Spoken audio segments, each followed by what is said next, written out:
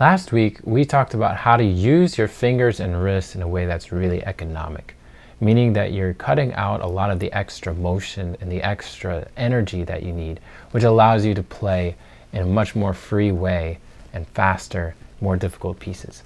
Today, we're going to be covering the upper part, so your shoulder, your elbow, and your forearm. We're going to give a few strategies on how to expand those out, relax them, how to use them in a proper way. We do tend to focus on our fingers a lot. It's easy to see them move. It's easy to see what is going on down there. It's a lot harder to pay attention to the things that's happening up here. But these muscles are huge compared to your fingers, and so they can give you a lot of leverage. If you don't use it, it's just a lot of wasted space there. But if you can use that to your advantage, and you can use a lot of weight by allowing gravity to pull that weight into the keys, you can get a lot more sound, and you're going to be able to play a lot easier on the keys, because some passages require you to move around quite a bit, and you can't just move with your fingers. You got to use your whole arm. So if you want to play things like Chopin or Rachmaninoff, things move around a lot, big chords, you need to be aware of what's happening up here. So let's take a look at some of the things that can help you to start to explore that part of your body and use it in a way that's going to be really effective. I'm going to play some chords from Brahms' sonata, and you'll see how you need to use all of your arms.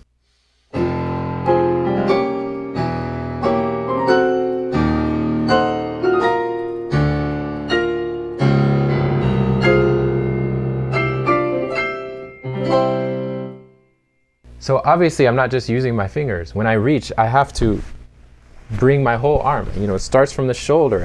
I lead with the elbow. There's a lot that's going on. And even the act of playing the chord itself, you know, so much is happening from here on down to the fingertips. And it all works together.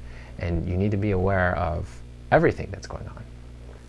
Next, I want to talk a little bit about gravity. This is a great way to conserve energy because you're not using energy. You're just using the force of gravity.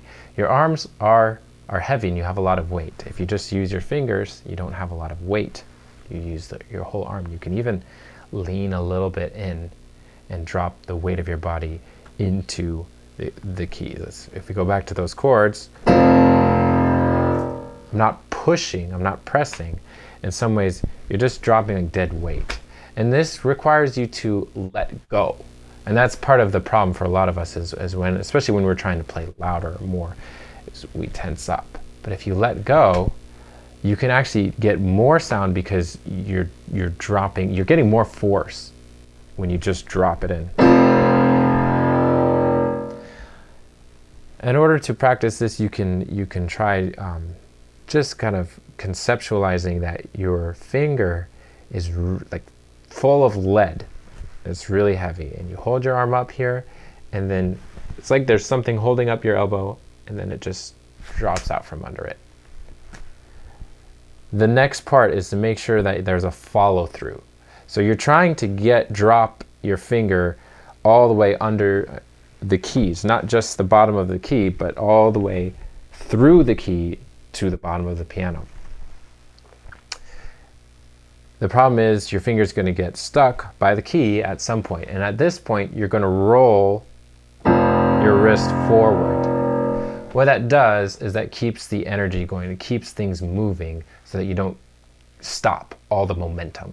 You push through, and the way you do that is by rolling forward. So that's what you're going to do, especially for these big chords. You're going to drop all the weight in, and you're going to roll forward. So you're going to play first chord here, and you're going to pause, and in that pause you're going to relax everything as well as you can, and take your time. If it takes 5 seconds or 10 seconds to relax, so be it. Then you're going to move to the next position,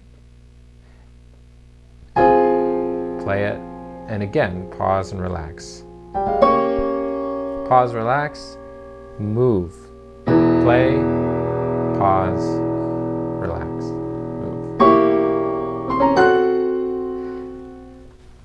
And it'll take a little time to relax, but as you learn, you're training yourself to relax. Training takes time. Pretty soon you'll be able to take only a couple seconds to relax. then down to 1 second, down to less. Then you'll be able to play. And the time between those is going to be so much easier because you're pretty much relaxing as soon as you play it. As soon as you play it, boom, everything's nice and easy and ready to go. And when you move between these hand positions, this is where we want to talk about how you're going to use your shoulder and your elbow. You're going to lead with this elbow when my right arm is moving up. Almost with my forearm too. So you kind of open up your elbow, open up your body, and lead this way. The left hand's going to do the same when it's going down. You open up, you lead with this. When we're going the opposite direction, I'm going to lead with this part of my arm, and I'm going to almost pull my hand in. So I open up and I pull it in. In either case, you never want to be pushing your arm. You're always pulling it or dragging it across, whichever direction you're going. So I'm going out, I'm kind of dragging with the outside. If I'm pulling in, again, pulling things along. Pulling tends to keep things a lot more relaxed than pushing things. So that's why we want to do it that way. And when your hands are moving together, again, you want to think about that. My right arm, if we're going up, I'm going to lead with this part of the arm. The left hand's going to lead with this part of the arm. Now the next thing I want to talk about is when you move your hands together, it's a little bit tricky, and someone taught me this once. One way to do this is when both hands are going up, for example, you're actually going to focus first on your left hand and then your right hand.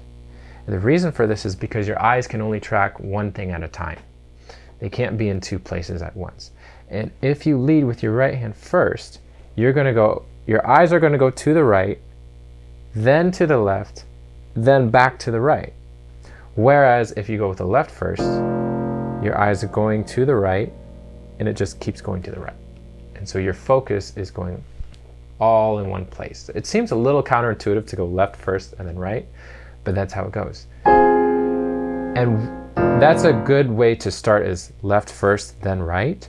Once you've kind of gotten that down, you're going to actually move them together. But moving them together as a first step doesn't work so well. When you're moving everything to the left, it's going to be in reverse. So right hand first, then left hand. So that's the way you want to move when you have hand positions that go to the extremities. You want to move out, you want to move in, left first, then right, right first, then left.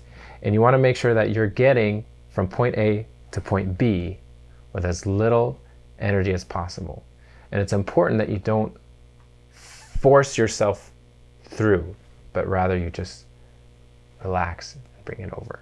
Because once you go fast, you're going to be able to do that really without much effort, and it's going to feel great. The next part is a certain technique people often call like forearm rotation. So the idea is when you're playing back and forth,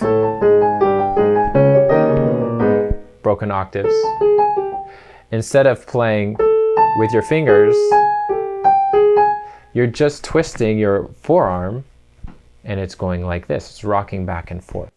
So this is a really important technique, and a lot of people teach it, but I think it's important to put it in the right context too. First of all, the idea is to take away the burden from the fingers and put it on the forearm. So that's what you want to start with. And I'll get to this. Once you've gotten that, you actually want to put some of the energy back into the fingers to kind of balance it out. But in order to do that, first, we are going to focus on your forearm. So a lot of people talk about this idea of rotating your forearm when you're playing a passage like this. Broken octaves is very common to see. Like this passage. You're going back and forth from your thumb to your pinky. And they talk about rotating your wrist like this. And the first thing that I want to say is I actually find it more helpful to think of your thumb and pinky forming a semicircle in here. And you want to find the center of where that circle would be and rotate around that as your axis. So instead of rotating like this, you're rotating more like this. So your hand's kind of rocking back and forth. And this is going to take a lot of stress off of your fingers and put it into your arm so your fingers can relax. So when you practice this, you want to play your thumb or your pinky, whatever it starts on, and then rotate back and forth slowly, thinking about where that axis is, and finding the point where your weight's going to transfer from one finger to the other. And you want to go really far over so that the weight of your arm is going pretty far.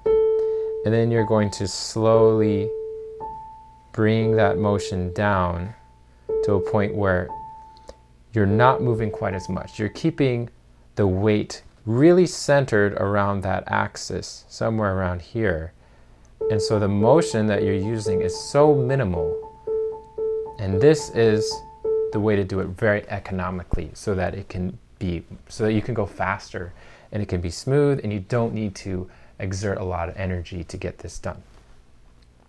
Now the next thing I want to mention here is that once you've really put a lot of the onus into your forearm and your arm, it's also important to put a little bit back into your fingers. And this kind of helps to, again, like I mentioned before, balance all of the action between your whole arm. So it's all working together. Right? Just because you're using your forearm doesn't mean your fingers now go limp. You still use them. And one way to practice this is to do the opposite of what we did. You keep your hand still, you play your thumb, and then you relax your thumb. Then you play your pinky and you relax your pinky. The key here is to relax between when you play your thumb and when you play your pinky. Another thing you can do is you can remove one of those fingers and play the whole passage, say your thumb, or just your pinky. And then once you've practiced all of these different techniques, so using just your forearm, using just your fingers, using just your thumb, using just your pinky, then you can put it all together and try to keep all of those feelings in mind. When you practice them separately, your brain's going to start to remember these, your muscles are going to remember these feelings. And then it's just a matter of kind of putting them together and keeping them all in mind. Well, that's it. We have covered everything from your shoulders down to your fingertips as far as how to play economically in a way that's going to reduce the tension, basically alleviating energy by balancing it between different parts of your body so that everything works in tandem together. I really encourage you to explore this concept as far as you can. This will help you to play more difficult repertoire and enjoy a lifetime of piano playing. So please comment below if you have any questions, and as always, happy practicing.